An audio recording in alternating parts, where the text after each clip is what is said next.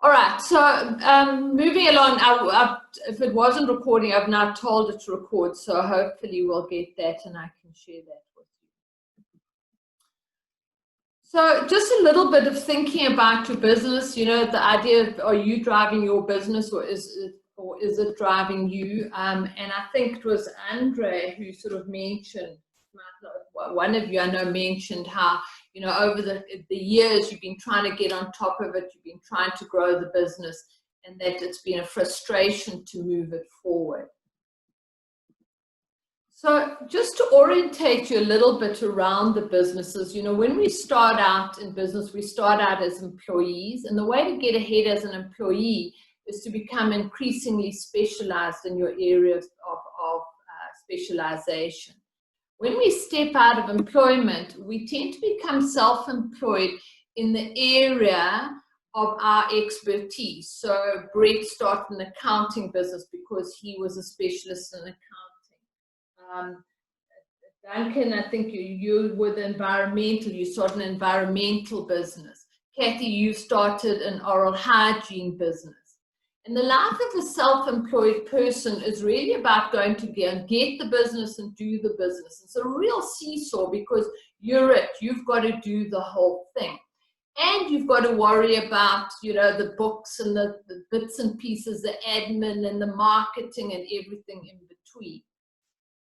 If we could survive the self-employed stage, we then employ ourselves a couple of people. And of course, we really are watching cash flow at this stage. Our business isn't where we'd want it to be. We're still under pressure time-wise. So we tend often not to employ the best kind of people that we would, because we don't have the money to as yet employ top dollar people. And this is really where we get off that seesaw and we hit the merry-go-round, because we've now not only got to go and get the business and do the business, but we've also got to manage these people that we've actually employed. And at this particular part of our businesses they're not systemized enough, the control isn't there, and we haven't got that predictable cash flow. So if we then move up from management level, we then get to the business owner. And for us, a business owner is a person who runs a profitable business, he has a predictable cash flow, and his business can run without him. So until such stage as your business can run without you, you really are still busy growing and maturing your business. And it's a nice thing to actually say, so when I meet business owners or get new clients, I say, well, surely I want to work less hours. So, okay, that's fabulous, you know. So how much less do you want to work? Oh, well, I think I won't come to work on a Friday. Well, you know, that's what you want to do. You construct your business to that. But what does your business need to look like for you to come in for a board meeting once a month? Now you've got a brilliant gap to see, this is where I am.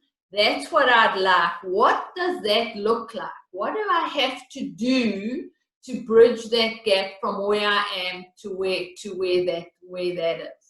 The other question to ask yourself is, what does my business need to look like when it's ready for sale? Because we get trapped on this treadmill of just working harder, trying to get, you know, more market, get more money, do it, but get some more stock. And we never seem to move it to a point where we've actually finished growing this business. So we're going to talk a little bit and unpack a little bit around what that looks like. And then for us, once you're the business owner, you've stabilized your cash flow, you've bought back some of your time, you've obviously got yourself an awesome team, you're then in a position to invest in other businesses, multiply those businesses. Obviously, the three vehicles of investment are property, shares, and business. And then for us, our entrepreneur, we put right up there. So an entrepreneur makes money out of other people's time, other people's ideas, not with my money, you won't. And obviously also creates assets through listings, etc. So your sort of iconic Richard Branson has 360 odd businesses. You know, how does he do that? If you think about yourself, you've got one business, some of you mentioned 3 or 4 businesses. How how would you cope with 360? Interestingly enough, you know, what we have seen over the COVID period and stuff is we've seen people like Richard Branson coming much closer back into some of their businesses than they were prior to the COVID. So, but at least they have that ability to step in when needed and step out again when it's not so much of a crisis time. So this is, I've always found the entrepreneur ladder just a really nice opportunity and way for business owners just to orientate themselves to say, well, where am I in this? So that I can look at what are the pieces of the jigsaw puzzle that can actually take me forward. So as I said to you, our definition of a business is a commercially profitable business that can work and that it can work without you. And that is the opportunity that you've got from where your business is to where you want to take your business to. We have a framework in which we look at businesses, and I'm going to unpack each of these with a little bit of detail for you so that you can have a look at it in relation to your business to see where the opportunities you are for your business to make some changes now and obviously going forward as we come out of COVID. So at the mastery level, we're trying to create that stability of a business, stabilize the chaos of a startup. At the niche level, we're looking to drive a predictable cash flow. How do we market the business? How do we retain clients? And I want to unpack that, you know, a little bit more as you, a lot of you obviously have mentioned that these are areas of challenges for you now. And then we want the business that works. So how do we leverage what we do? How do we do what you do once and then roll it out? Both individually, just in terms of your current business, as well as unpacking it for your departments and for your business as a whole. And then if we're going to have a business that works without you, we obviously need a great team. So how do we do that? How do we get people? How do we get 18 players and keep 18 players and keep 18 players engaged? I mean, if any of you are aware of the Gallup studies where they talk about 26% or something of people being actively disengaged. And their definition of actively disengaged is that they actually are sabotaging their employers. So how do we create a great team that's supporting your goals within the business? And obviously those three areas really make up this business that can work without you.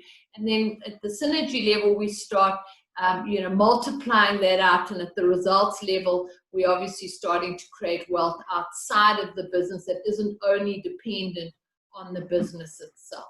So that's just sort of an overview, and I'm going to talk in a little bit more detail around the first four areas. So at the mastery level, so there are four areas we're looking at, and the first one is destination mastery, but this is all about the goals and what you want to achieve in your business. And I'm going to unpack that a little bit. Money mastery, this is about knowing your numbers. Time mastery, you know, 24 hours in the day. Why are some people more successful with their 24 than perhaps you are? And delivery mastery, you know, this is really all about consistency, the sort of McDonald's experience, because you can't start growing your business if you're going to start falling apart at the seams and start dropping the ball on delivery. That can do you more harm than good. So Stephen Covey put it like this: start with the end in mind. And if you think about it, there's the big dream, then there's the 3 to 5 years, and that's normally quite strategic in terms of your focus there. What are your 12-month goals? What are your 90-day goals? What is your goals at the moment? Now, I don't know how many of you, maybe type in the chat how many of you have 3 to 5 year goals, how many of you had 12-month goals, 90-day goals. Maybe just let us know where you're at. Now, obviously, this COVID thing has taken a lot of our 12-month goals and going, you know, tear them up, put in the rubbish bin, have a look at it again.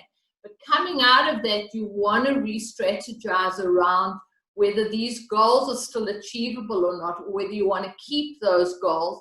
And if you do, what are your 90-day goals to actually get you back on track? What we are finding in the goal setting space out of COVID is that you need to be coming quite short term. So what is it that you need to achieve in the next 4 weeks? What are you going to achieve in June? What are you going to achieve in July? Rather than the longer term, the preference for us would have always been 90 days.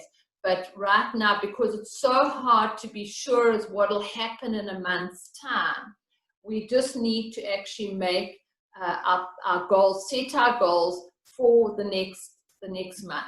And then act and plan on that, because the lack of certainty just puts you into a whole sea, and then you don't know which way to go. So most certainly, just anyone in the chat, if any of you got goals, written goals that you've written down, maybe you've got budgets that you work with. I mean, what kind of goals do you set yourself in your business?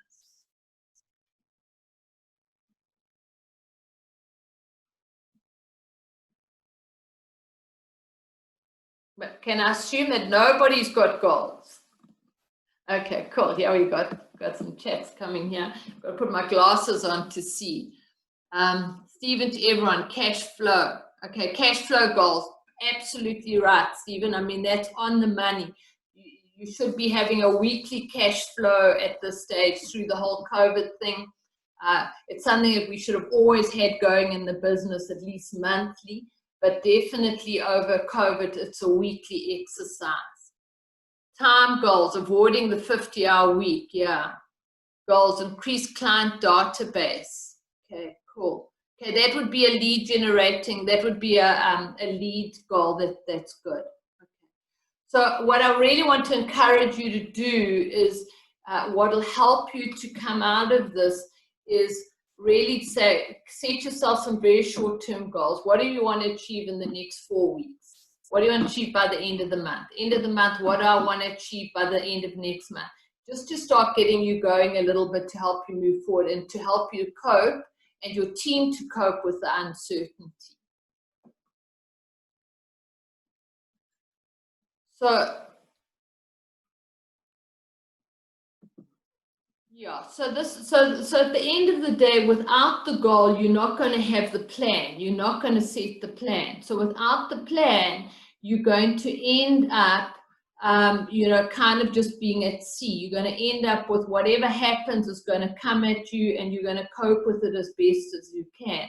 Whereas if you actually set those goals, what the goal does is it says to you, well, how the hell am I going to achieve that? And straight away, by asking that question, your brain sets to work to try and give you the answer towards it. So you're actually engaging your RAS, your reticular activating system, which is a part of your brain that filters information that comes in and out of our brains. So the power of goal setting is that you're saying to your RAS, that is important to me, and it starts allowing in more information that it now knows on the subjects that's important to you.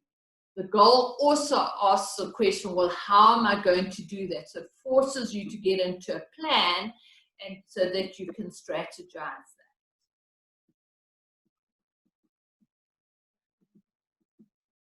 I love this thing with Anthony Robbins' quote, is your current conditions do not reflect your potential, but rather the size and quality of your goals and what you currently focus on.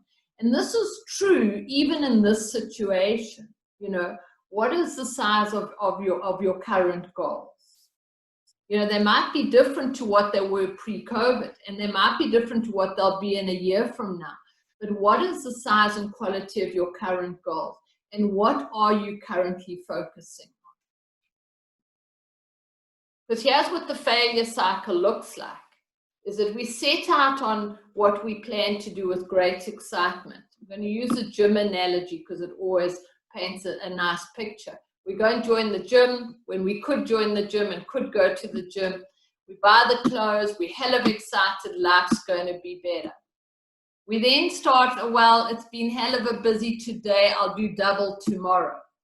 We then go into, it's not really working for me. I don't really like that gym anyway. So we start looking at excuses, and we start slipping more and more below the point of power.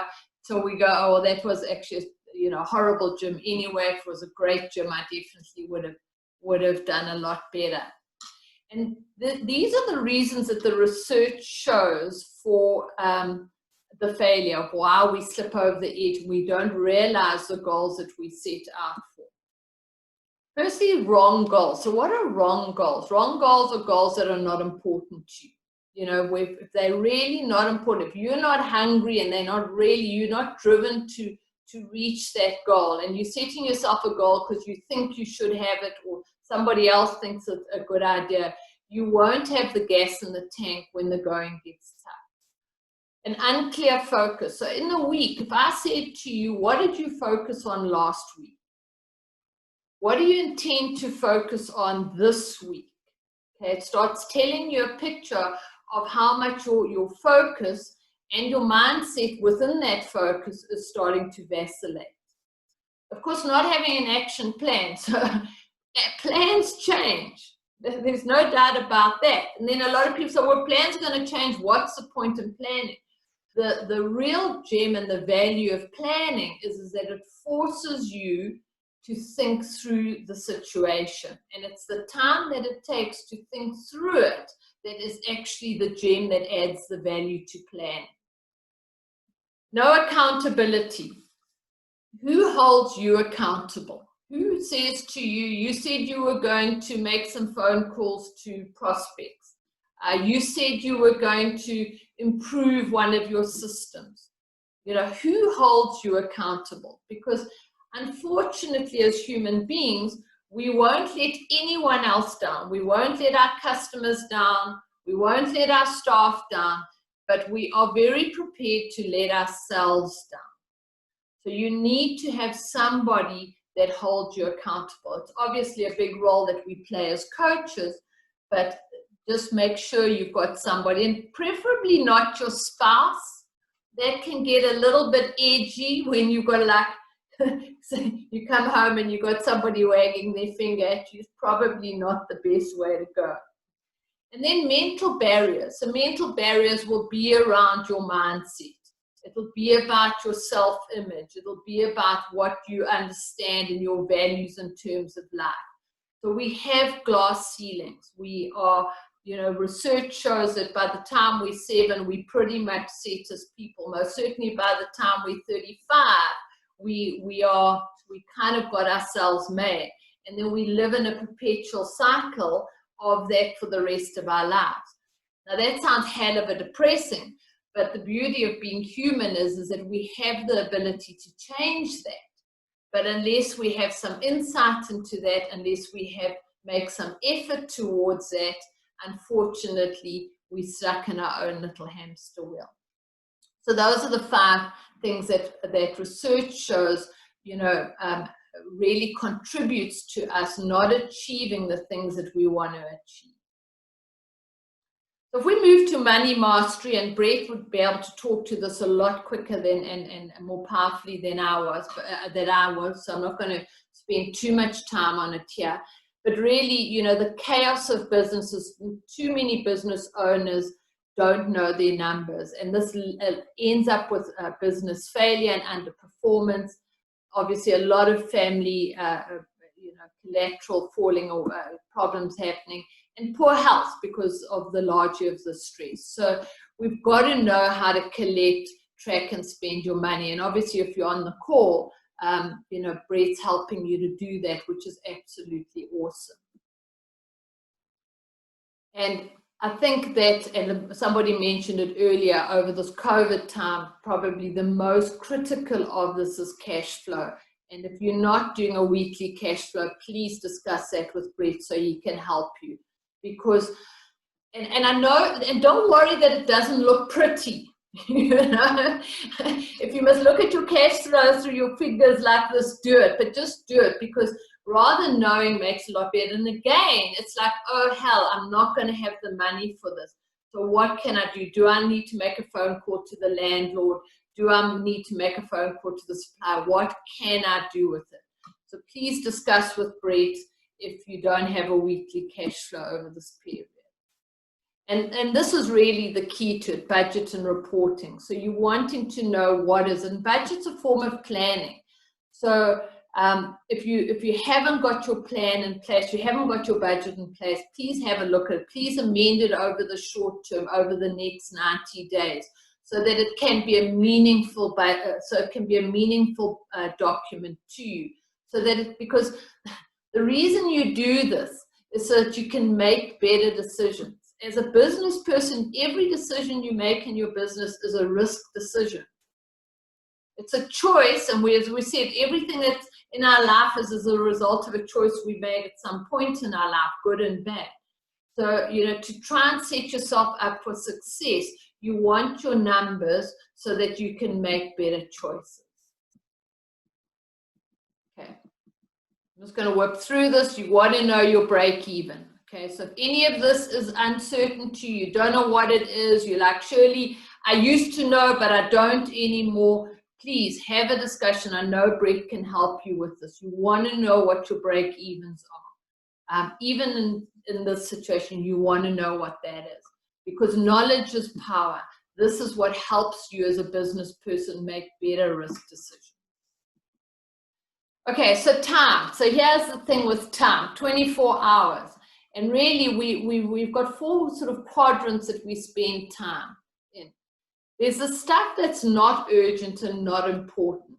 And this really is a distraction. So it's the Facebook, it's the YouTube, it's the TV. You want to have a look at how much time are you consuming that is just distraction. There's room for entertainment, there's room for relaxation. I'm not trying to suggest that there's not. But I think in the modern era, we've been drawn so much into this distraction, and so have our teams, and we've got to really become more aware of it. And then, of course, there's the urgent and not important, and that really is just a delusion. So, I'm sure none of you are falling into that. This is where we spend most of our time, urgent and important. This is the stuff that's important, it's urgent, it drives you. Nobody needs to tell you to do it. It's the phone calls, it's the customers wanting you, it's the suppliers, it's your debtors, it's all of that driving you and driving you and driving you. And that's where we're spending so much. We're spending, I would say, 80% of our time, and we need to start reducing it, because this is where we need to get ourselves. We need to start spending more time in the zone that's important but not urgent. And this is really where we're talking about working on your business. So if any of you have read Gerber's The E-Myth, if you haven't read it, I really encourage you to read it. But he talks about, working in your business, so doing the things that your business does, cleaning the teeth, doing the accounts, doing the environmental study, making the tanks. So that's doing the things that your business, the product is working in your business. But you are the business owner. So how much time do you spend being the Richard Branson, working on your business, doing your budget, looking at your plan, looking at your staff development and how that might work out for you, looking at your marketing plan? And if you're not sure the answer to this, start tracking yourself. Drop me a line, I'll send you a little timesheet. You can just put in your little timesheet and it'll do a little tally for yourself. As a rule of thumb with our coaching clients, we're saying that you've got to spend at least 4 to 5 hours a week working on your business.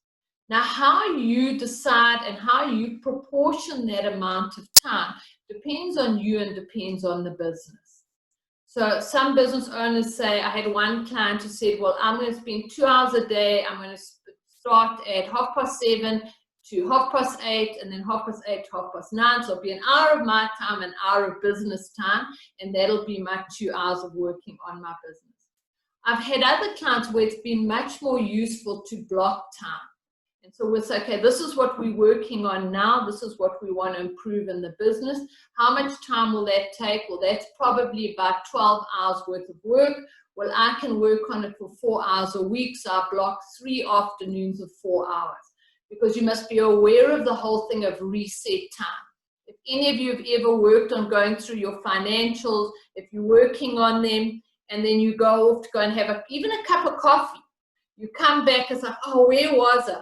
And we lose, the research shows that we lose anything from 12 minutes to 56 minutes in resetting and getting it back. So, you know, that can all add up.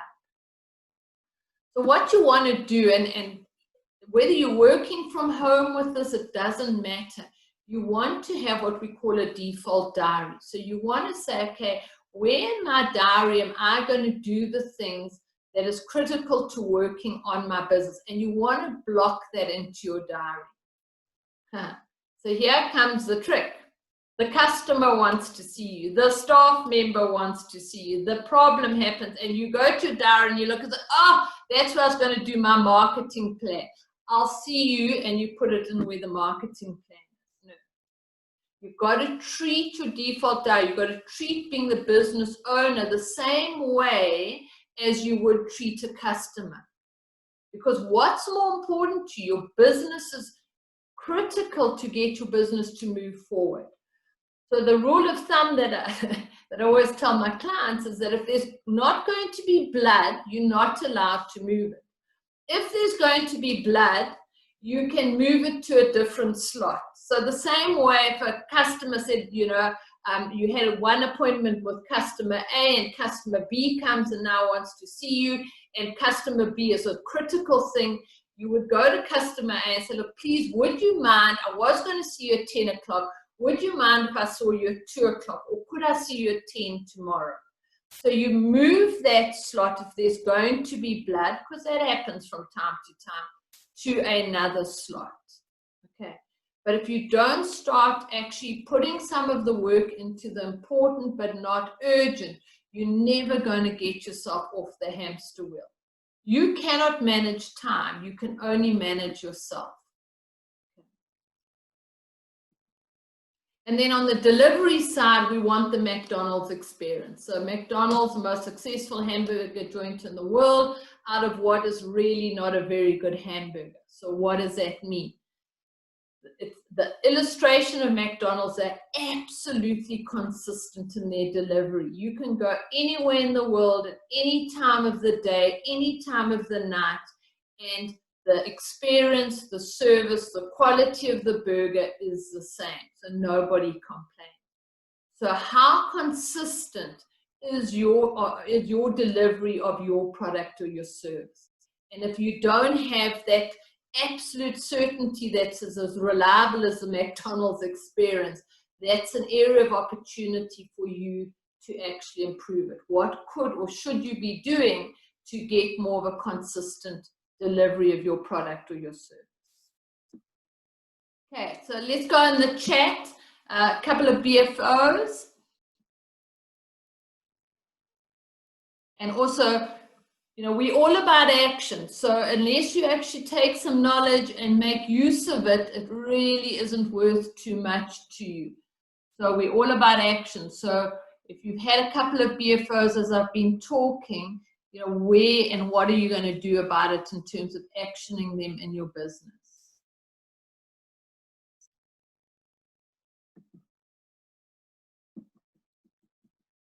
I'm trying to look at my chat screen. No BFOs? Oh, thank you. Okay, 4 to 5 hours spent honing the business. Lovely, Kathy. Default diary, need to expand my current diary. Yeah. So remember, you don't want to block up your diary so you've got no room to move. It's like, oh, you know, every day is accounted for. Just have enough time as to be the business owner, to be the Richard Branson, put on your Branson hat, and then leave enough time to move around for everything else.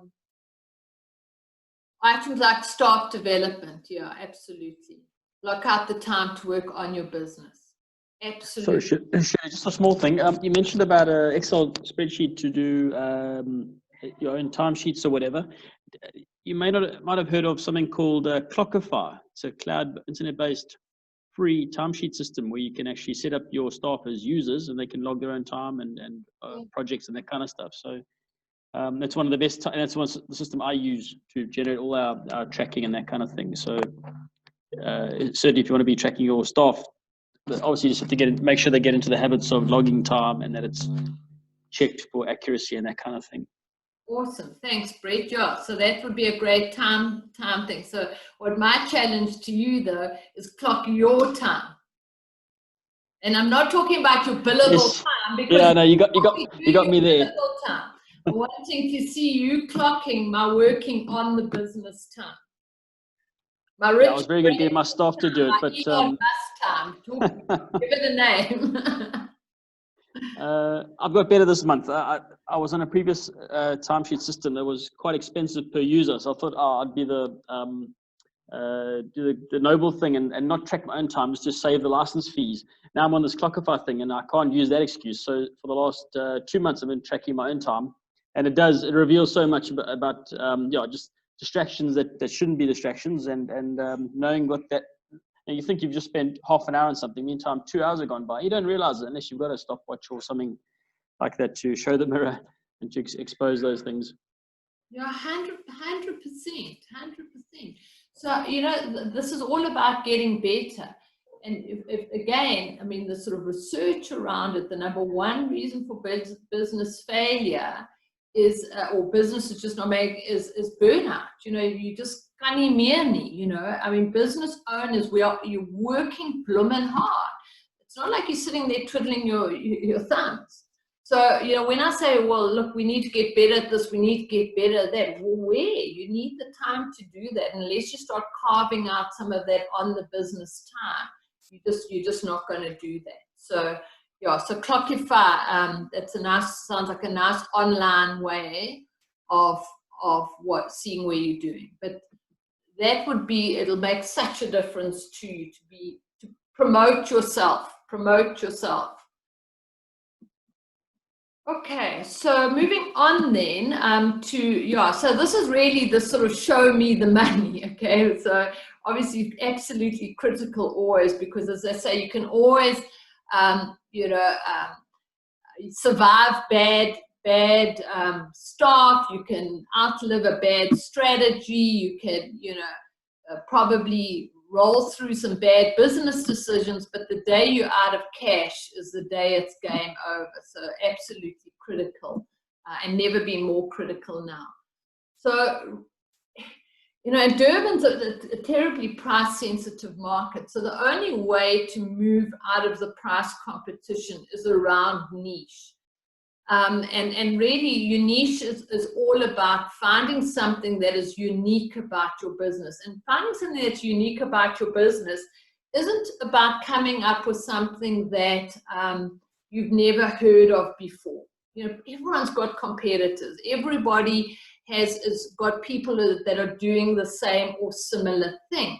So how do you then create a uniqueness for yourself? And this will be absolutely critical, your positioning out of this, to help you move forward. And at the moment is probably quite a good time to give some headspace to this, because your clarity around that affects all your marketing material. It affects how you talk.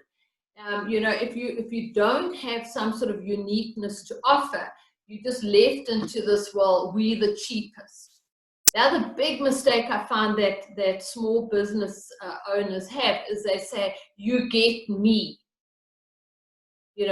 So, what is your uniqueness? No, personal service. Well, you've got to be careful of the personal service. It can mean other things, of course.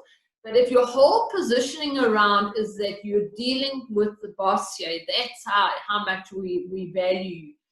You must know you are going to become the bottleneck of your own business. And you must know that you are going to this business is going to become a burden to you if you grow it, because that's your whole positioning around it. And then I find business, I say, but what am I going to do? I can't move it off because everybody wants me. Well, hello, that's how you've positioned your business. So everything that starts off for a business owner as being their biggest asset, their ability to do something, if it stays in the business owner's head and doesn't get out of their head or out of them into their business, becomes their biggest burden, because that becomes a bottleneck. So you've got to get out what is special about you, and you want it in your business, and you want to position that as what your business can offer, not what you can offer. And one of the ways to do it is around guarantees, particularly in the sort of trades, those kind of areas. You know, I mean, if you think about it, Brett, if you could guarantee that no one would ever pay tax again, I mean, obviously that's something you can't, but I mean, it would completely wipe out your competitors. So what you're looking for is what is the thing that is frustrating to your potential clients? What is the thing that if you could guarantee it legally, we're not into illegal stuff here, that would give you the edge within the marketplace. And then the positioning of that can often give you a competitors catch up, but by then you're ahead of the game. You're owning the space. So, you know, what could it be? I mean, could it be that we'll guarantee that your financials will be 100%, and if they're not, we will redo them for free? You know, I mean, Brett, you're already saying that your financials are 100%. But, you know, now we're talking it. So you're doing it anyway. But now it's like, sheesh, you know what, these guys, you don't have to go back, redo it, it'll pay you, it'll cost you more. So just think about it a little bit. How do you position yourself in the marketplace? What's your current positioning? And what is your positioning going to be going forward? And you might need here a short-term strategy as well as a long-term strategy. But remembering the one must lead into the other, because trust is a huge thing in the current market. And when you change messages, trust becomes an issue. So if you're not, and you know, I always ask people this, and it absolutely, virtually everyone fumbles. Why must I do business with you and not one of your competitors? And if you cannot quickly, easily, and in a compelling way give me an answer to that, you're not yet clear about your USP. And if you're not clear, your staff aren't clear, your suppliers aren't clear, and your customers and your potential customers aren't clear. You've got to be able to answer that with confidence and easily. And as I say, I really would suggest that it's not because you get me, because that's your bottleneck. I mean, obviously, if you want a business that only grows that big, that you're going to always be the main, well, that's up to you, but that's a bottleneck. Okay, so test and measuring, so important, because if we're going to go into marketing, we're going to go into growing a business, we have to test and measure. So what does that mean? Is that we have to know how much are we investing and how much are we getting back, because marketing is math. And most people don't know where to market or which market is a better way of marketing, because they don't test and measure. You know, should we be running this ad? Should we be doing social media? Should we be doing this? When I start asking them questions around that, so, well, how many leads do you get? How many does that convert into customers? What is a customer worth to you? They can't answer that. And if you can't answer that, then you don't know, because you are going to try out different marketing strategies that won't give you a return. The trick is to get in and out as quickly as possible. So we have this is such a powerful way of looking at driving your cash flow. So if you think about it, you all know how many customers you've got. You all know what your turnover or lack thereof right now is, and what your profit or lack thereof right now is. Outcomes. Okay. So the thing is, if we want to improve those, we have to be aware of what is going on with the activities that lead to those outcomes. So where do customers come from? Customers come from the number of leads that you're able to generate, multiplied by your ability to convert those leads. So how many leads are coming into your business every month? And from what sources are they coming in? Because you can't do the marketing as math thing if you don't know where your leads are coming from or from which source. Obviously, a lead coming in means absolutely nothing until you've actually converted them and they've actually spent something. Our turnover, our revenue comes from the number of times a customer buys from you, multiplied by what they spend with you on average. Now, so many business owners can't answer these questions. They can't answer what the average rand sale is. I have another email marketing business, and it's a high-end investment. And when I meet with people, they want to know, well, will we get a return? So, well, what is an average customer worth to you?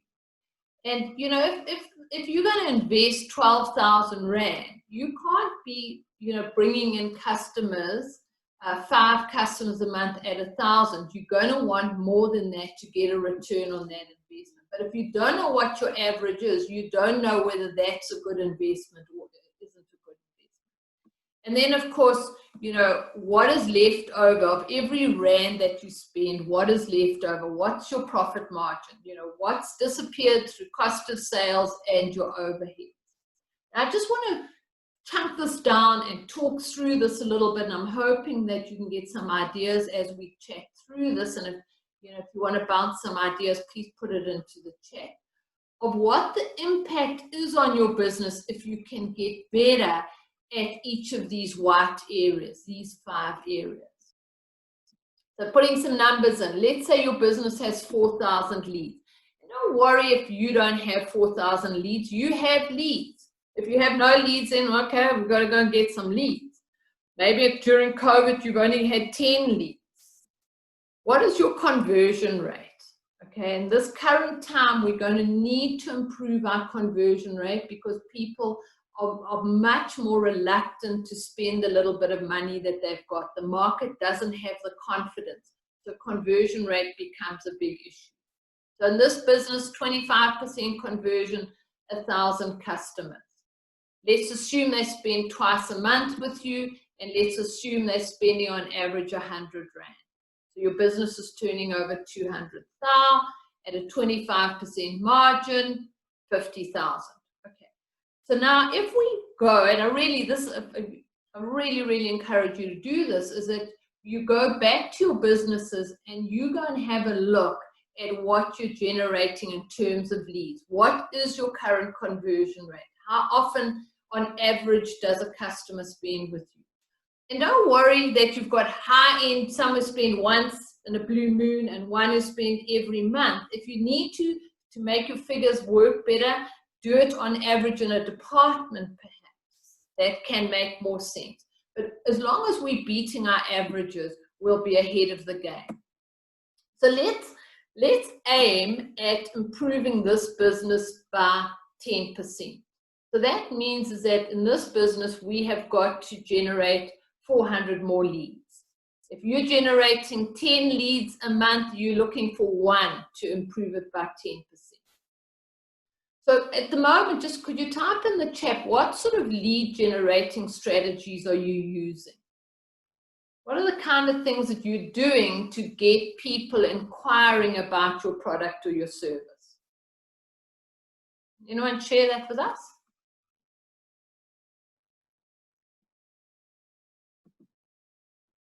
Okay, we've got Instagram, cool, Facebook. Okay, so we've got the whole digital marketing space. Any other strategies? Word of mouth via ex-clients and BNI. Okay, so BNI is a networking, and it's one of, it's not the only, but it's a networking, social media, word of mouth, Google ads, referrals, SEO, word of mouth. Okay, so the one point I want to make on word of mouth, okay, is that we talk in strategies, and we want our clients to have 10 lead generating strategies being done 10 different ways. And while we talk about the 10 by 10, is that we don't want to, let's say, go social media and then we Facebook, but there's a whole lot of different ways you can work Facebook. Do you have a group? Are you advertising? How regularly are you posting? What is the engagement? You know, there's depth to each of these strategies. And at the end of the day, we want you to do 10 lead generating strategies that are producing steady set of leads to you every month. And my experience is that when you start out, 1 to 3 good strategies is all that you can cope with, because you want them to be going really well before you add the next strategy. Otherwise, you're adding strategies, and the one you're working on now is working, but the one that you started with has fallen off. You've got to get them all up and going. So for me, a word of mouth is not a strategy. It's a natural consequence of doing good business. That's my creed. But a referral strategy is a strategy, because there you actually are either actively looking.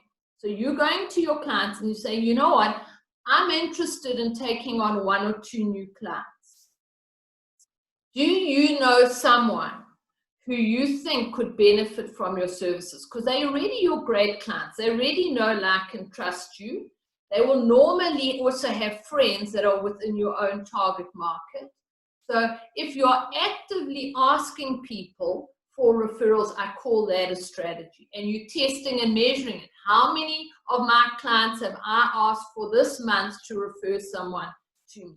You may want to add a sweetener. That's up to you. You may want to offer, if I get a conversion, this is what I give. Or, you know, if you refer someone, here's a voucher for you to give to your friend, Kathy, in your situation. Here's a voucher for you to give to your friend who can then come and see me. I mean, what was it? It was Take a Lot. I mean, they just had, and they were just a voucher, and they put it in with a magazine. And for anyone who signed up new, all right, to Take a Lot, they got whatever discount that you got. So now you're sitting with this voucher, you put it in your bag, you see your mates, and you say, hey, are you on Take a Lot, by the way? Yeah, here's a voucher. Or someone mentions, you know, I've never bought from Take a Lot. Oh, where's that voucher that I had, you know, because you put it in there because you know you're going to see them, you know, you're going to maybe give it to one of your mates. So word of mouth would not be, for what I would count with me and my clients, I would not count that as one of my 10 strategies. It would be, I would want it, it's the best way of doing business, converts, but it is a natural outcome. And my experience as well is that people who rely only on word of mouth, it starts off really well and then it tapers down, because guess what? Your competitors are actively marketing to those people. So you will reach a drop-off on that word of mouth. So stay actively seeking leads, actively looking for referrals. Think about things like strategic alliances, people that have your similar type of clients, but who you don't compete with. Can you be having discussions with them? Julie, who are the other types of businesses that you would like to do business with? And how are you going out there and trying to actually have discussions with them? And I also like to differentiate between sales and marketing. Marketing normally takes a lot longer to actually convert. It takes a lot more brand building, and it's a good thing to be doing, because, you know, people need to see you. They need to be on Facebook. Oh, there you prop up bright marble. Drive past an office block. Oh, there's bright marble. In a motor car. Oh, there's bright marble. Geez, these guys are everywhere, you know. Sort of didn't know they were around, but they've seen you multiple times. So that's part of what we're doing marketing. But on a sale, some of your strategies must be sales. There must be a case of who are my ideal target market, and how am I in a much quicker, especially now where you are now, how am I going to go after them? Email marketing, as irritating as everyone gets with the spam and all the rest, and most certainly the open rates has come down, but email marketing obviously is still one of your most direct forms of marketing to your ideal client. So, you know, where are you? Where are you talking with your clients more directly from a sales point of view? I would also like to suggest that with this current market, you get on the telephone, start talking to people. It's quite an interesting thing. We've got all the new normal happening and everyone going digital. Guess what? We are people. We like to connect. Babies die if they don't have human touch. So get on the phone, talk to your prospects. It puts you way ahead of the game because your competitors are too shy to do it. They're too busy being below the point of power. And that brings me to my next point, is conversion. So this market is not an easy market to convert in. So it's always been a thing that you want to look at. How do you have a sales process? It takes people from people you've never heard of before to people who are your new best friend. People need to get to know, like, and trust you. So you need to have a sales process that you take them through. So what is your sales process? If I said to you, what is your sales process? If somebody phones your office, what happens first? What happens second? What happens third? What are the emails that I'll get? What are the telephone calls I'll get? What will you send me? What are the questions you'll ask me? So if you don't know those things, you don't have a sales process. And then it also makes it very difficult to leverage it and get team members to do it, because you're saying to them, oh, just go and convert those people. Oh, that person's useless at conversion. Or do you say, right, your job is to make sure that people who make inquiries become our clients. This is how you do it. That's a sales process. In the current market, because trust is a big thing, because there's so much uncertainty, you have to build in more touches.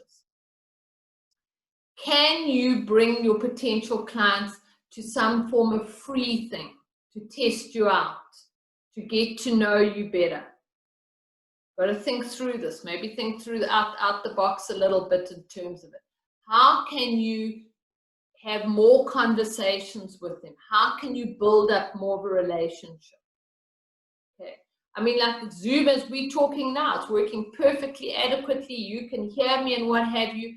But if we were in a room, you would all be laughing, and somebody be chirping me and saying, "Aye, sugar, that's rubbish, Shirley." And somebody else would say, "Oh, you know what happened when my business, I did that." There would be this whole interaction going on, okay? Which when we look at the Zoom screens, it's just not happening. So it makes it harder to build the rapport than in a normal situation. So you have to be mindful of that. So if you're going to go out of marketing, you're going to go after these new clients of yours, go and see where are they, who are they, what is my message in terms of it, and how am I going to build trust and rapport with those people. Very important. So 10% improvement. We've now got another 200 clients in this business. Number of transactions, how do we get them to spend 10% more with us? So people really, really underestimate this. You know, if somebody shops from you once, what are your sales cycles? Kathy, in your situation, how often should you be having your teeth cleaned? Okay. Now, if you can bring them back every time, makes a huge difference. So depending, the shorter your sales cycle, the easier it is to control. The longer your sales cycle, the longer it is. So I'll give you two extremes. The hairdresser, every 5 weeks, ladies, we're going to have our poor hairdressers, okay? Because they're still all firmly under lockdown for the most of it. But if they leave the lady to their own devices, we're only coming back 6 or 7 weeks. The hairdresser loses 2 haircuts a year, 2 hair colorings a year, okay?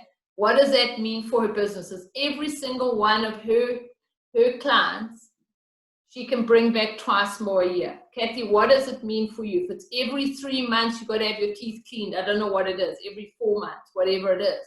You let the person go to 5 months, you lose a whole teeth clean. What does it mean? If you've got a longer sales cycle, Charles, I think you've got some tanks. I'm sure they need some maintenance. Don't wait for the phone call. They're always going to push it for a month or 2. You want to be on it. Tanks need maintenance. When would it suit you? We've got Tuesday and Thursday available. Julie, in your situation where you're supplying clothes, you know, if you know how much your customer sells in any given month, you are actually pushing the sales in before they've run out.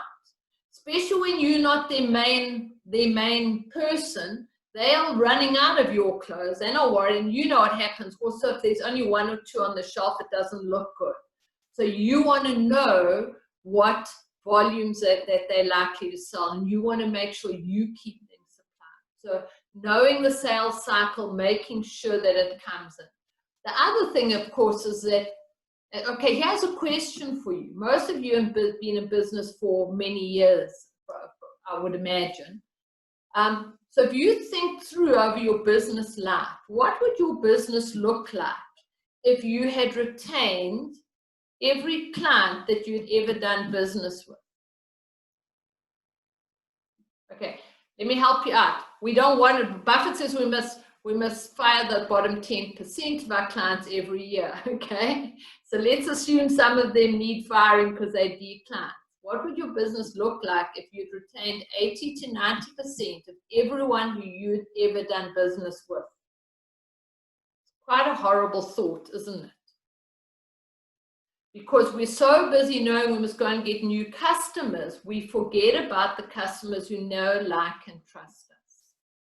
So what do you need to do in your business that in the next 20 years, you retain 80% of your customers because you're firing the bottom 10? What do you need to do that?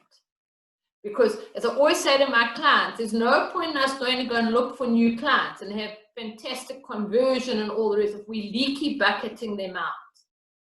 We've got to retain them. So we first work on retention, and then we go and look for new clients.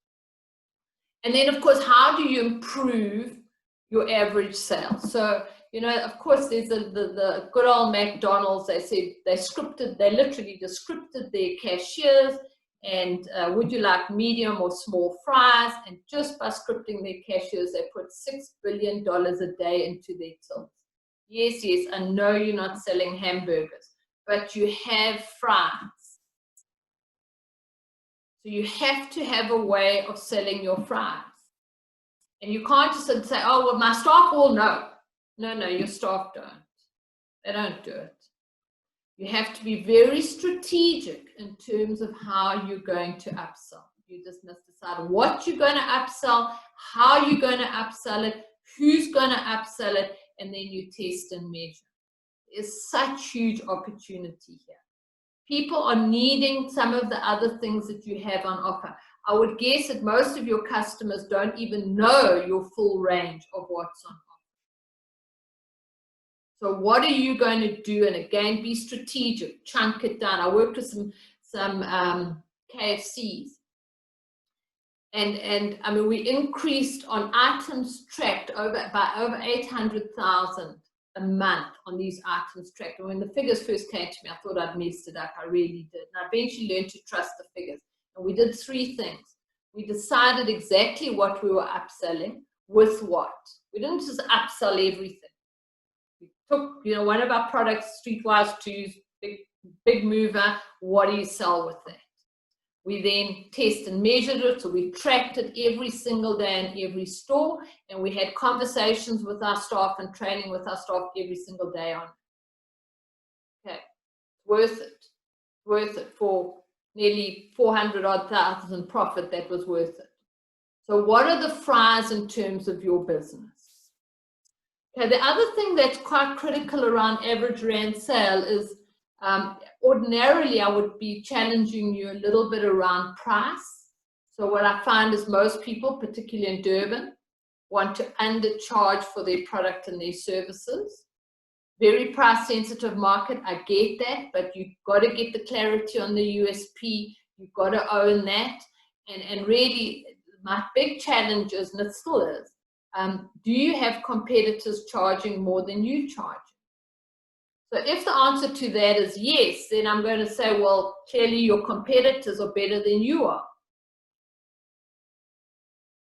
And if the answer to that is no, I'm the best, well, then why aren't you charging the best price? So just challenging you a little bit around that, because you know, price is obviously always is a biggie to discuss. But in this market, you're going to be under pressure in terms of price. So how do you package your product or your service? Can you package it around value? Can you bundle it? Can you offer something? You know, I'm thinking of Brett's situation in the accounts. You know, for the next 3 months, this is what I can do for you. Thereafter, that'll be my price. So at least you capped that, rather than that you agree to a discount and then you have to live with it forever and a day.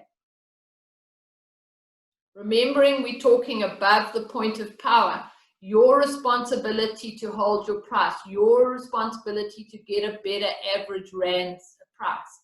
So the question you need to be asking yourself, where are my opportunities? What can I be doing?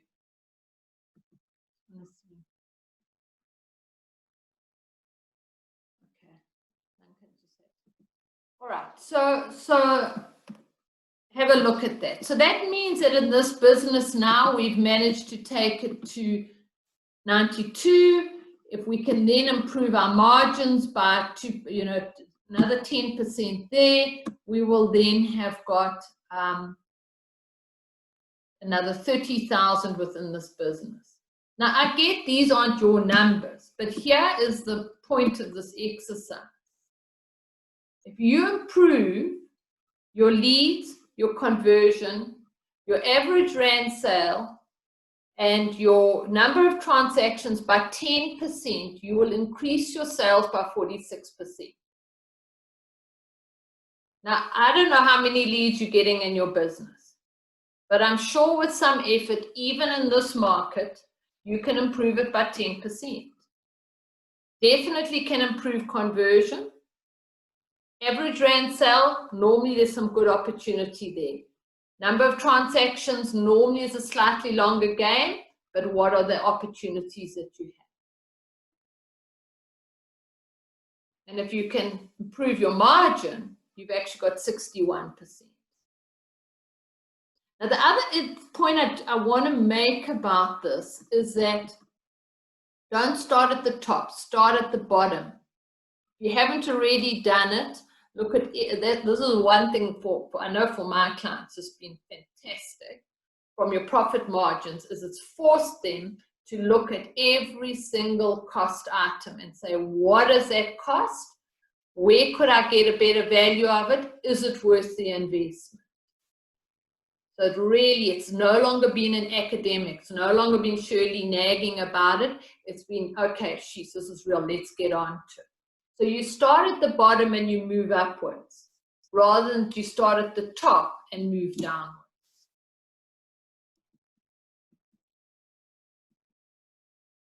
Okay. So the other point I wanted to make around sales is that obviously because of the shift, our marketing message also has to shift. So we've got to reflect the current situation and accept that there's a lot of fear and a lot of worry, and to be sensitive to that in terms of our marketing. And so make sure that your marketing message shows empathy, it shows engagement, it shows that, you know, if you can educate and add value to your customers. You know, pick up the phone. How are you doing? And in actual fact, this time you can really mean it. Because actually, if we stand together, it's a good time. Have a discussion. Where can I help you? What are your needs? What are your challenges? Where could we move forward with this? It's a discussion. And you know, maybe they are not in a position to buy from you, but man, will they love you for that, because somebody actually has cared enough to actually see if I'm okay. So maybe it's not a conversion now, but what does that mean for you going forward? So there's never been a time to be more real with your customers than now. Because I tell you what, if you're not real with them now, it'll have the opposite effect. So it's really about helping, it's about giving, it's not about asking, you know, that asking for the sale that one always hear You want more customers, start engaging with them, start having conversations with them. Set yourself, COVID will pass. The economy will eventually pick up. You've all survived this far, so I have great faith, without knowing too much about it, if you've survived this far and you're on this call, you will survive the next few months. So what does it mean for your business going forward? What does it mean for the long game? And this is one of the big challenges of a business owner. You have to play the short game as well as playing the long game. And whilst you're getting sucked into the short game, we're seeing mistakes being made for the long game. Try and add value. Okay, I think I made that step on conversion. Just think about more steps, more interaction. The other way of doing and helping conversion is videos, testimonials, your staff or people who've done business with you, saying, how you've helped them. Be real with people. Very important. Got to be customer centric. This is not about what you give, what you do. It's what do you need? How do I help you? Got to be, it's quite a good thing, this, because if we can get out our marketing more along this, we're going to have a much more real marketplace than we've had before. Because before, a lot of this was theory. This is what we should have done it. Now it's an absolute imperative. You're not going to get anywhere with potential customers if you don't start, talking it in this way. Build databases and build relationships. I think somebody said it earlier on. Somebody typed in build database and relationships. Who are those potential people that you want to do business? Make sure that you're adding to your database, because maybe you can't be engaging with them right now, but then at least when you can, you hit the ground running. And the more relationships you've built during this time, the quicker you're going to hit the ground running.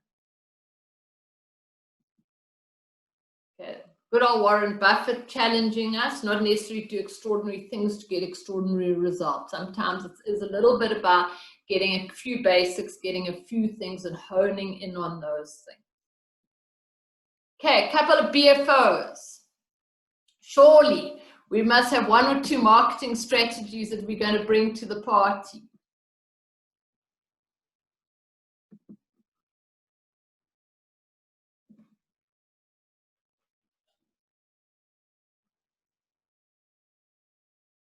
No new marketing strategies, no improvement on what we're doing.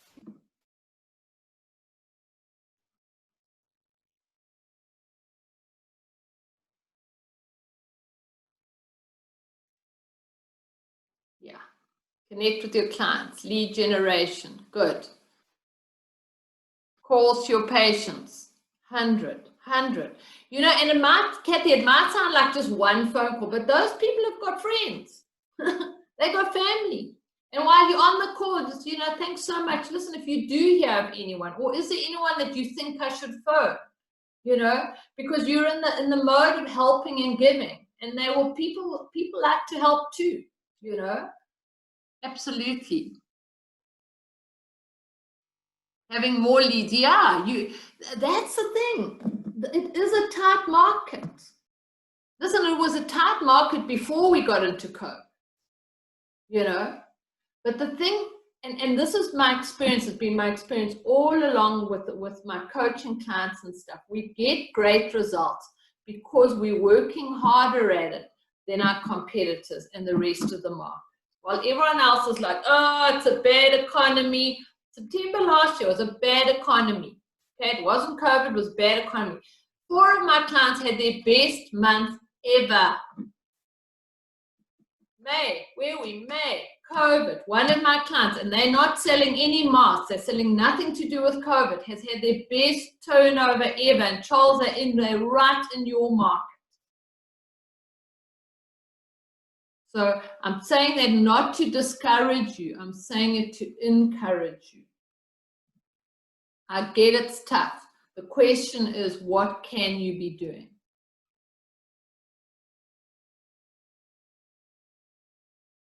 Okay, yeah. Brett's saying the power of the 10% is, it really is, because if you think of trying to increase sales by 46%, you just want to cry. You just feel burdened. Like, how can I do that? It's impossible. But if you say, okay, I've got leads, you know, whatever they are, 10, 20, 1, it doesn't matter. Can I get 10% better? Can I get 10% better? Test and measure, test and measure. And the beauty of it is I find that normally every business has a sweet spot. So there's normally one of those things that we can do and increase by 20-odd%, which means we don't have to hit everyone right away. Okay. So yeah, really, really encourage you. Lead generation, very important, but please also remember about the people. Go and dust off the people that have done business with you in the past, that are maybe no longer. Pick up the phone. How are you guys doing? Haven't heard from you for a long time. Where are you placed? Is there anything we can do? So much opportunity, so much opportunity. But you know, Henry Ford says, whether you believe you can or whether you believe you can't, either way, you're going to be right. So if you believe you can't, you can't. If you believe you can, you can. Okay.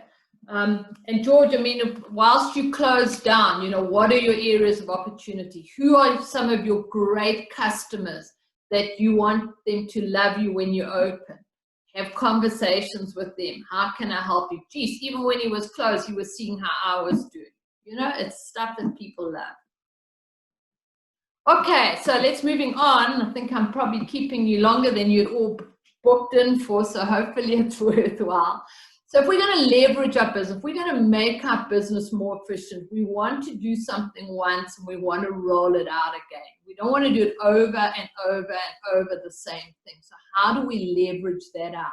And we want you to build up systems within your business so that your people drive your systems and your systems drive your business. Because if you're completely dependent on people, people change, people let you down, systems are a little bit more reliable. So if you've got a great system and your best staff member leaves, it's not the end of the world, because you get the new one in and say, okay, this is how we do it. And you train them right from word go to follow your system. So there are really only 4 ways of leveraging, and that is through people and education of your people, systems and technology. And I mean, it really depends on your level of sophistication, cash flow, etc. But good old Excel spreadsheet is amazing. And I mean, also there is so much available, as Brett said, Clockify and those kind of things. Delivery and distribution is an area, and testing and measuring. Those are your 4 areas, and obviously, depending on your business, a whole lot in each of those areas to be looking at how to systemize. It's really about creating these systems to save you time, energy, and money as a quick acronym. So we sort of have, in the instant series, that we talk about 9 steps to systemization. And really it's the start, and it's an interesting thing because, you know, everyone starts wanting with the manuals, but in actual fact, you have to have a context for your business. And at the end of the day, your context of your business all comes back now. We're going almost doubling back and feeding back into your destination, your dream. What is your dream? What is your vision for this business? Because if you want to start engaging staff and you want them to be inspired, they have to know what they're aiming at. How are you going to do it? This is your strategic, it's your why, it's a context of your business. And then what is your culture? So we prefer not to talk about values, because values can be a little bit circumstantial. You know, I'm a very honest guy. Caught speeding, 100 Rand will take away the 1,000 Rand fine. Where are we now? You know, a little bit of a context. So culture is the way you show up. It's the way your staff behave. And if any of you know anything, Peter Drucker reckons culture beats strategy for breakfast. When you start out, a business creates, you influence that culture, because it's a small business, it's about you. But as you grow your business, it takes on its own culture. And that's where it gets very important for you to make sure that if you've set your cultural statement, well, you must set your cultural statement so that as you grow the business, your business has the culture that you want it to have. And you only really want about 4 to 6 cultural statements, probably 5 is a sweet spot. Cultural, so I think ActionCOACH is 14. So if you're looking for some ideas, you can check those out to give you some ideas. I personally think it's too many because you want 5 critical ones that are absolutely non-negotiable and that inculcate and completely flavor your organization. It'll determine who you employ, who you do business with. And the stronger that is, the more you will breed and you will attract people that fit into your culture. Right. And the other thing is, I absolutely discourage my clients to put any of this on any wall until it's alive in the organization, because this is what I think we've all made a mistake, oh, your vision statement, lovely, and we do the vision statement, we're all so excited about it, and we, got the cultural statement, we're so excited about it, so we print something, we put it on the wall. And then I go and I say, well, what's your vision? What's your culture statements? What are your values in your business? And the owner's going, well, I think it's, I ask the staff, of course, it's even worse. So we want it alive in their hearts. If it's not alive in your business's hearts, you're wasting your time. And in fact, I think doing more harm than good. Got to have SMART goals. Okay. Your team have got to know, isn't it a strange thing? We all love games. We love sport. Now imagine watching a sports game and no one kept score. No one knew when they actually won the game. So you imagine being the coach, imagine being the manager of that sports team. Come guys, we're going to go out, we're going to play our hearts out, and you've got all the skills in the world, and we know you can win this game. You can reach our goal of winning this game. So they go out and they play their hearts out, score some goals, get the odd one against them, come off the field. And you say, oh guys, you did brilliantly, but let's go again. They come off again. You give them the same. At what point are they going to say, for heaven's sake, when do we win? So your team want to know what their goals are. They want to know when they won. We tend to let them know when they haven't, but that we want them to know. So you've got to have SMART goals: specific, measurable, achievable, relevant with a time frame. Organizational chart. One of the nicest ways to get clarity in terms of your vision is to do an org chart of what that looks like. Really starts crystallizing. Because what we tend to do as we grow businesses, our org chart starts being developed around our staff. So we're just moving the round pegs and round holes and square pegs and holes and what have you. Do your org chart according to your business needs, and then see how to move your staff and to make it work. And maybe you're going to have to live with a few of your pegs and holes having different shapes, but at least you know where you want to take it to. Okay, positional contracts. So, the whole idea of a job description, I mean, we all know job descriptions don't work. So for us, a positional contract is, what is that person's reason for existing in your business? One sentence. What are the 3 to 5 outcomes that person must achieve in that business? And what are the KPIs, the key performance indicators? The number that shows that they've achieved that thing or not. And then you can have your laundry list of duties. When I'm working with my clients and they start talking to me about employing someone, I say, why do you want to employ that person? And they start telling me all this, they're going to answer the phone and they're going to fill out these forms. And I'm like, what do you want them to achieve for you? Oh, jeez, I don't know. And then we start thinking, talking, and eventually we end up with something quite different often to what we set out to do.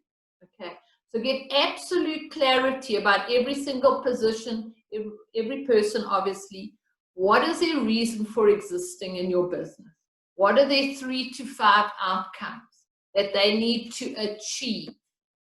What are the numbers, the KPIs, key performance indicators? What are the numbers that show you whether they are on track to achieve those? And you want your key performance indicators to have what we call lead and lag indicators. So if it's, for example, easy one, a sales team, a lag indicator is the business they wrote, the turnover. A lead indicator is the number of calls they've made, their conversion rate. Those are things which will indicate to you where you're going. So if they're not seeing enough people, you're unlikely to get the lag number you want. So a bit of a combination, 3 to 5 numbers, critical numbers that say to you when you're sitting on your desert island, having made a fortune out of your recovery from COVID, sipping your pina colada, you get 3 or 5 numbers every week that says my team are on track. What are those numbers? And only then we get to the how-to systems. You know, how to onboard a new client, how to do the consistent delivery, how are we going to be tracking our numbers, those kind of things. And then, of course, your management systems. And I mean, we can get very sophisticated in the modern world with CRMs, you know, various forms of management packages. So depending on your business's maturity, cash flow needs, there's so much online these days to help us as well in terms of our system. Okay, any BFOs? Okay. Sorry, I just want to give you a chance there. That's what I'm looking for. Chats.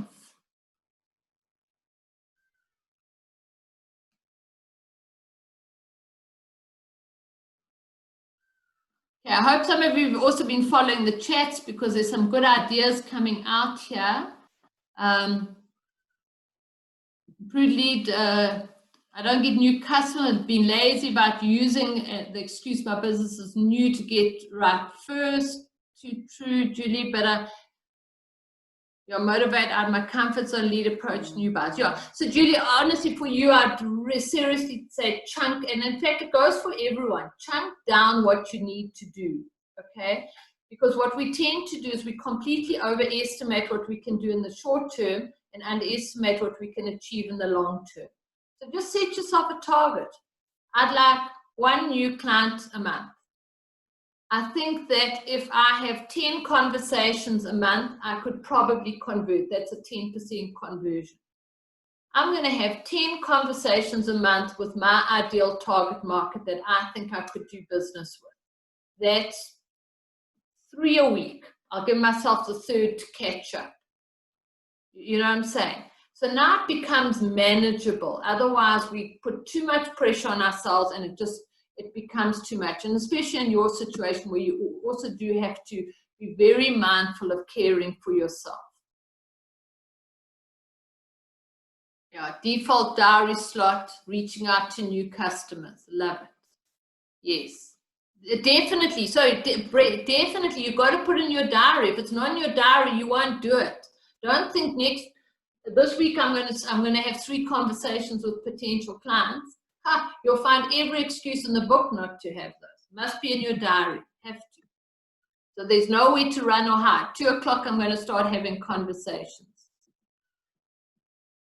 Really sit down, get my business strategy in order so I can track and measure over time. Absolutely. But again, chunk it down. Rome wasn't built overnight.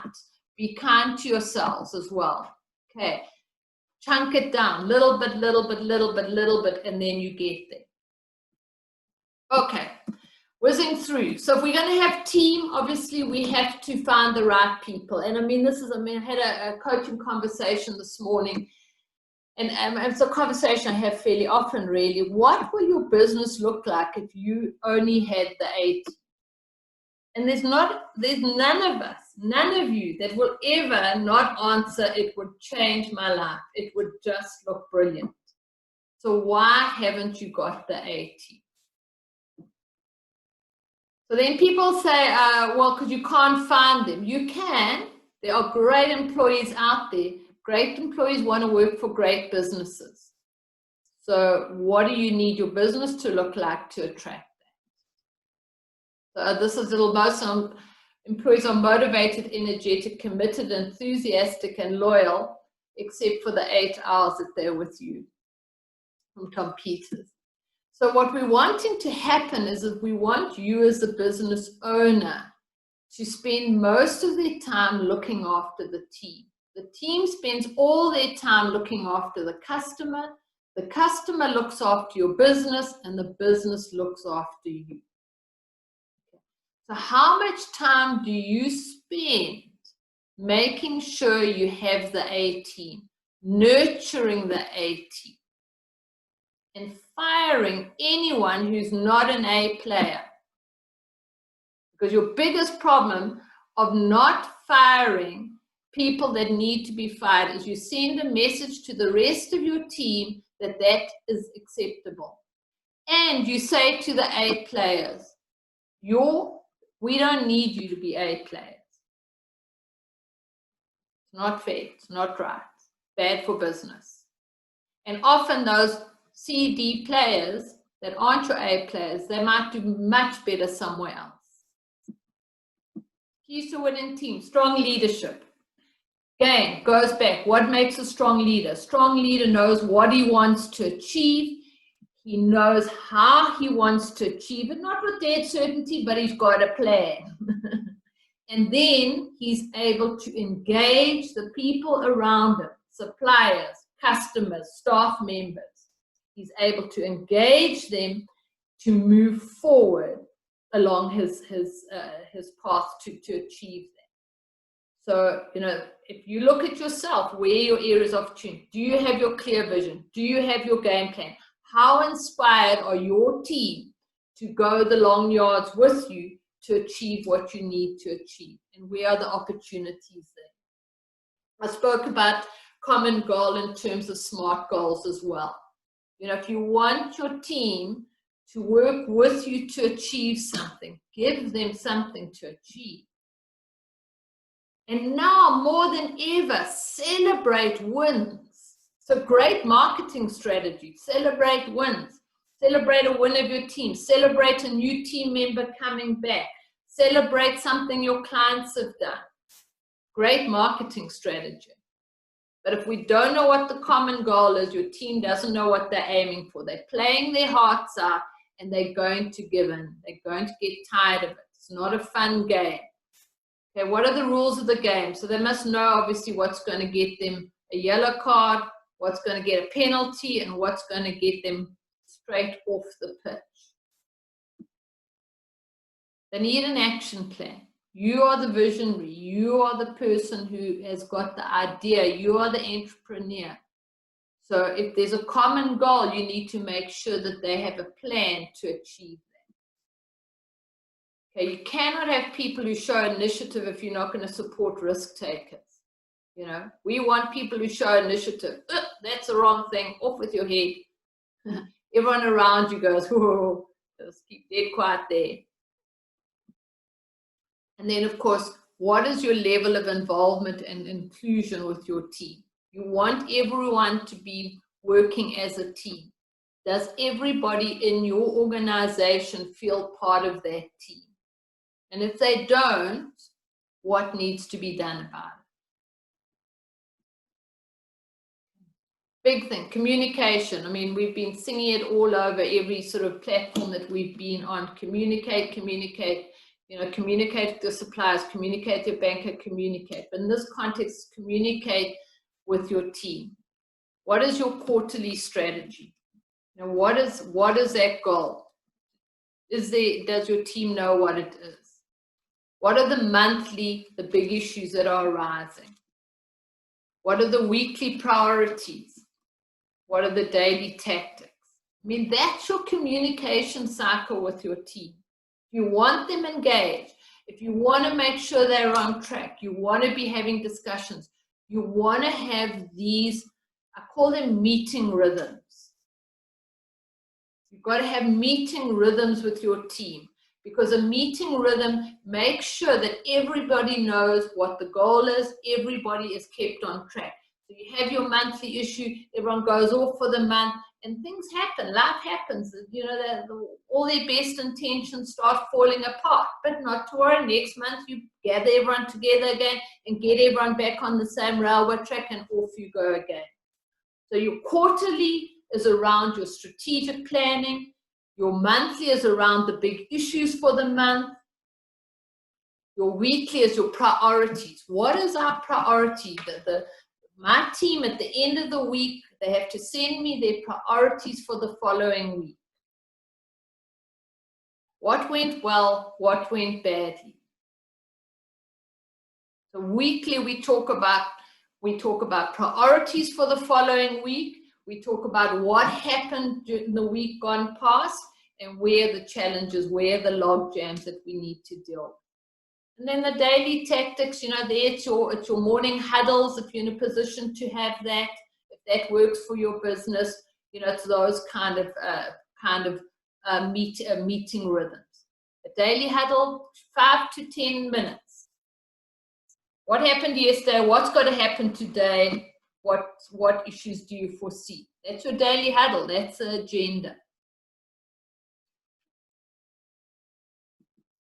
Okay, obviously you've got to make sure when you recruit the right people. And you know, if you have not got, and you've recruited people and they're not all A players, how do you get better at recruiting? And I'm not going to get into too much of this now because I think I've kept you a whole lot longer than you expected to be here. It's so important. You know, the more we can bring on the right person, the easier it is for us. And then, of course, once you've got that business working really nicely, we're in a position to, you know, come in for our monthly board meeting if that's what we so choose. We're in a position to multiply it, franchise it, sell it, buy another. You know, we have opportunity. We have opportunity. And I think Richard Branson really sums it up. If you learn to run one business successfully, there's no reason why you can't run any number of businesses at the same time. The principles are the same. The one mistake I do see people doing is that you haven't finished growing one business, it's not functioning well, and we then start another. There's a danger in that. But once you start getting the formula, understanding it, makes it easier. Your hardest business to build is your first one. Okay, any BFOs?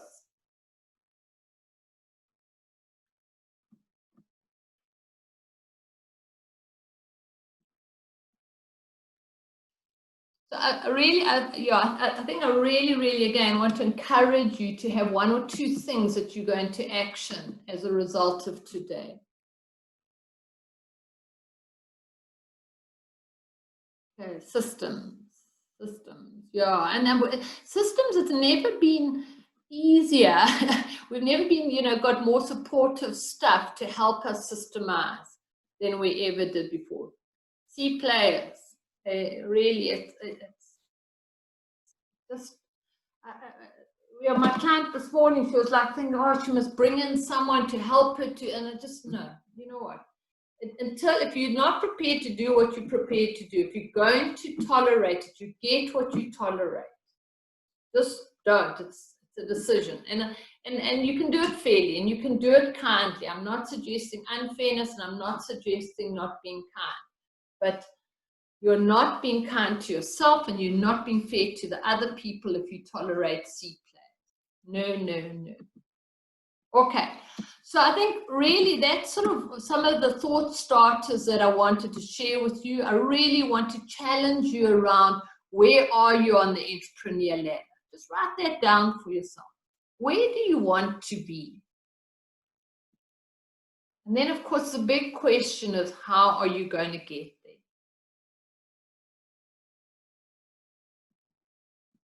So really there are two directions. You know, if it's something that you want to get out there, get on, you know, so chunk it down. If you want to do it on your own, my encouragement is to just chunk it down. You know, if there are 5 things that you could do, look at those 5 and say, what is the thing that would make the biggest difference? Let me get that done. then you can work on 2, then you can work on 3. Don't go tackling 5 things. You'll just become overwhelmed and you'll become disencouraged. Of course, if you would like to, I'd love to meet with you. I'd love to discuss with you how I could work with you to support you, to help you grow. We have a number of different packages. We try and meet the business owner where they are in terms of the coaching relationship, so that we can help the business owner grow and move forward. Just around clarity around business coaching, because there's a lot of misinformation. A lot of people think that we're sort of more business rescue. We're not business rescue. I only work with the A team. As you can imagine, it's quite hard to get results out of the C team. And if they're about to get relegated, it's even harder, if not impossible. So really look to work with A team players. So what does business coaching do? It helps you get clarity around your dreams and goals. It helps you make sure that you've got meaningful and clear business strategies to achieve these goals. And we have over the years built up, 300 and something or other strategies around the 5 ways.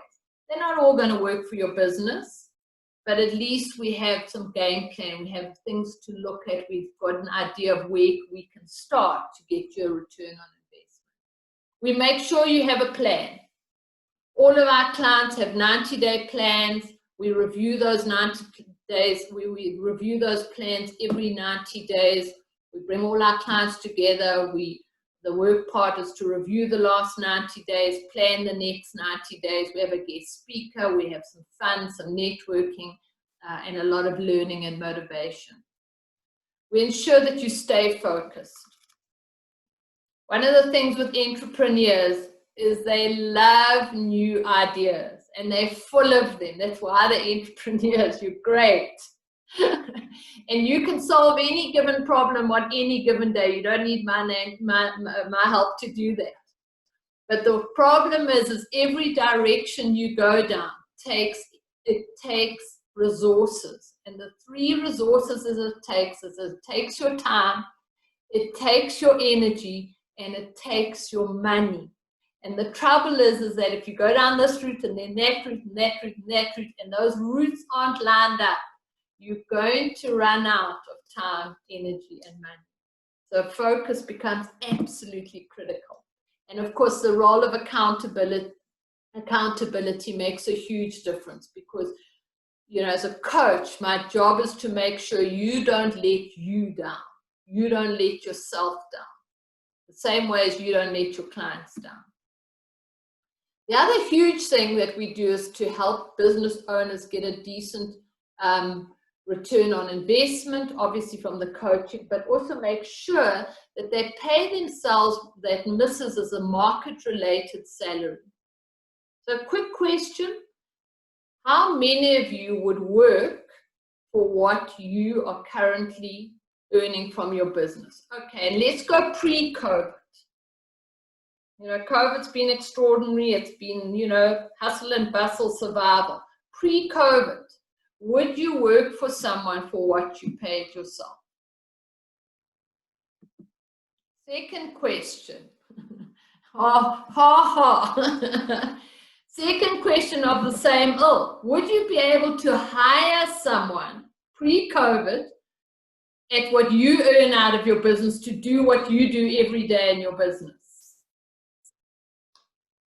Okay. So what it means is, and I'm going to take the silence as a no here, it means is that you're not earning a market-related salary. So one of our first hurdles when we start engaging with clients is to get their business to make sure that the business owner earns a market-related salary out of his business. And then we make sure that the business makes a profit so that we've got the market-related salary and a profitable business.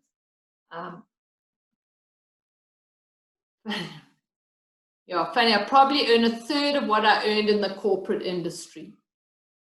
That is, if we get it just to, and I don't know if it will reassure you, and I don't want you to get too comfortable with this idea, but if we have a room of 100 business owners and we ask that question, we'll always get one and we will sometimes get 2 people put up their hand. That's 2%.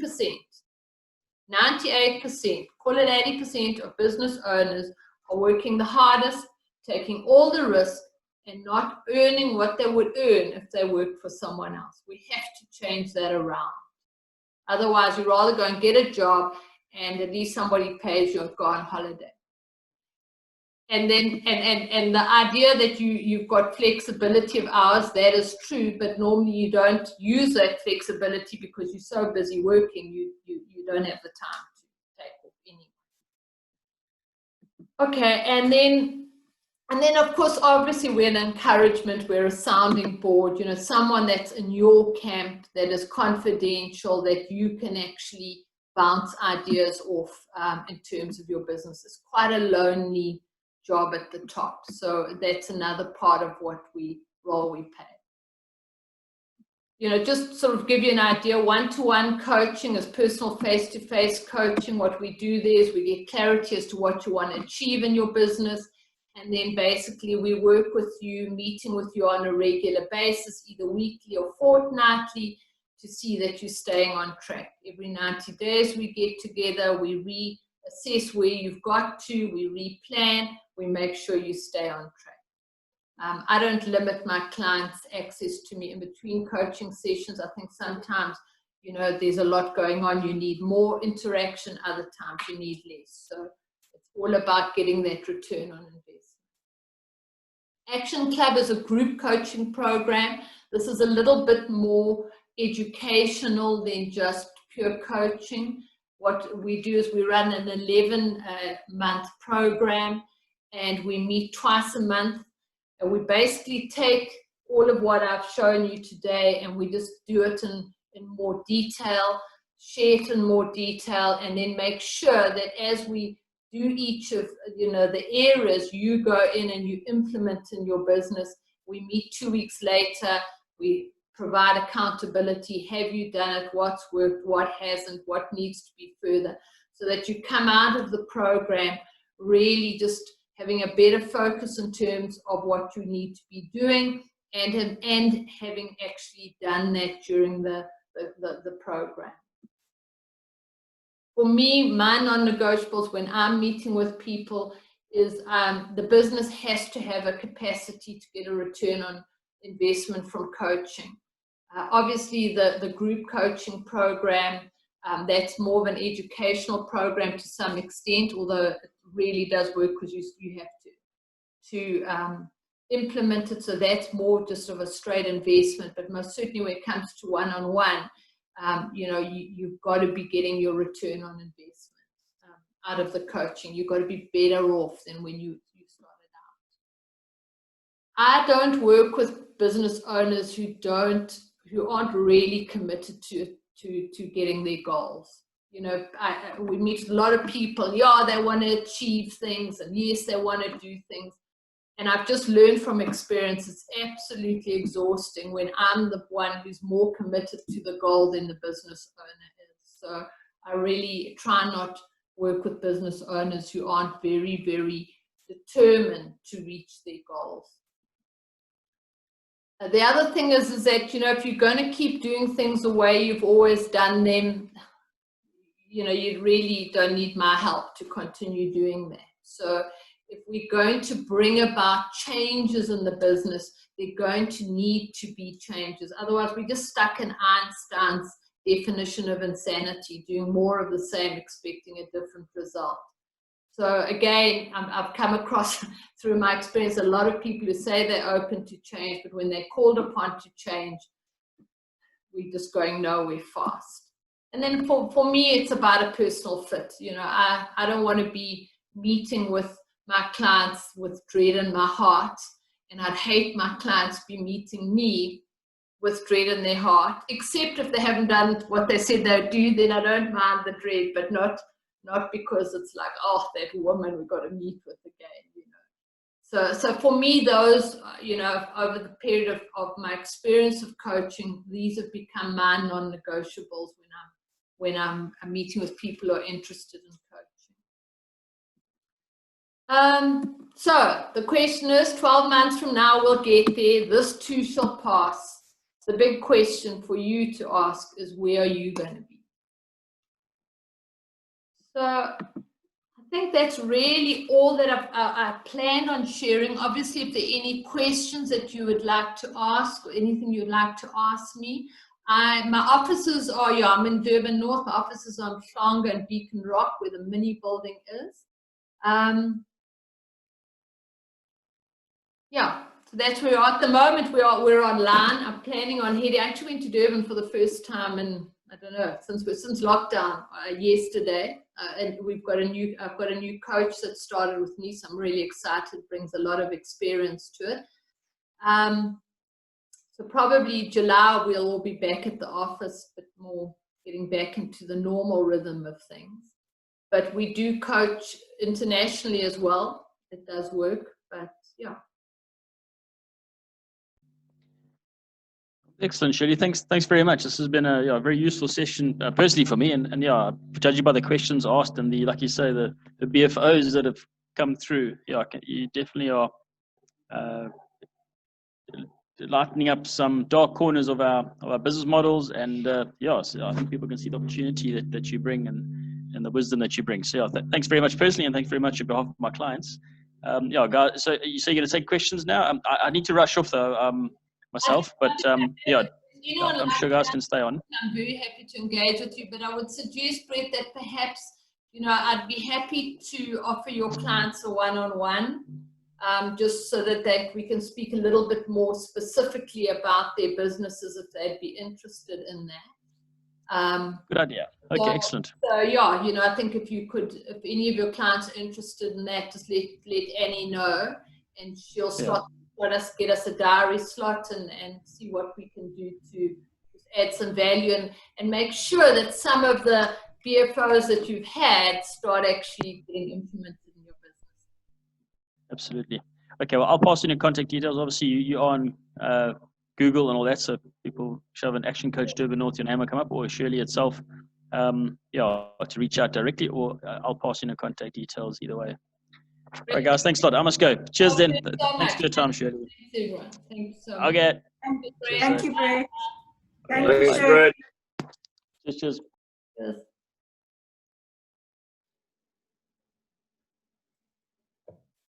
Thank you so much, Shirley. Thank you for your time. It really has been. Thanks, guys. I've been like scribbling notes all day, so now I've got to go over and process all. Love that. Just make sure you implement. I know, that's why I've got it all written down. Remember to write it down, no overwhelm. Thanks so much. Have a wonderful afternoon. Oh, you too. And thanks, Shirley. Thank you, Shirley. Lots to think about there, I think. So thank you. Appreciate it. A great pleasure. Great pleasure, George. Cool. AJ, you've got such a lovely view. We'll have to have a one-on-one at your house. Oh,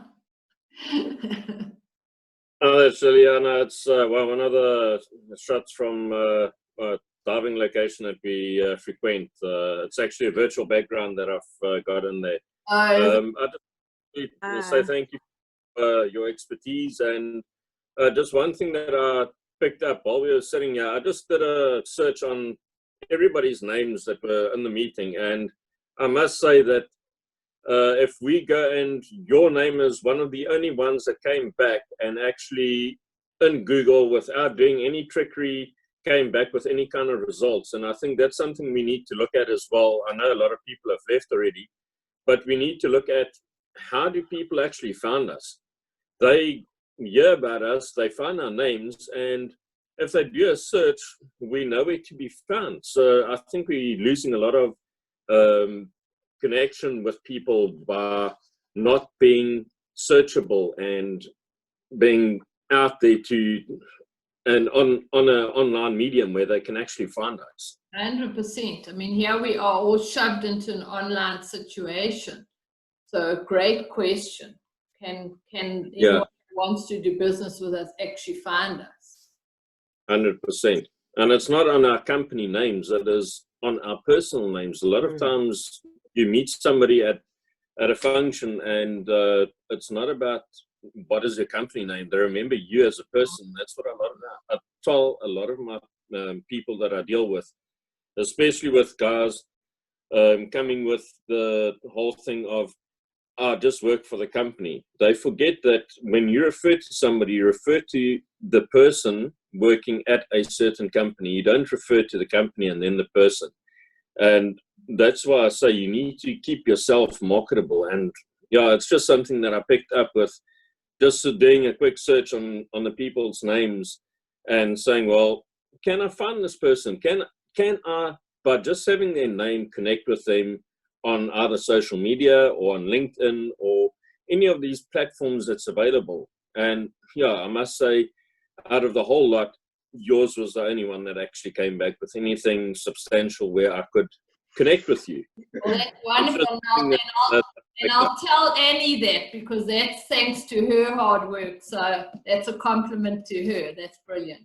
But it's a brilliant, well made, point well made.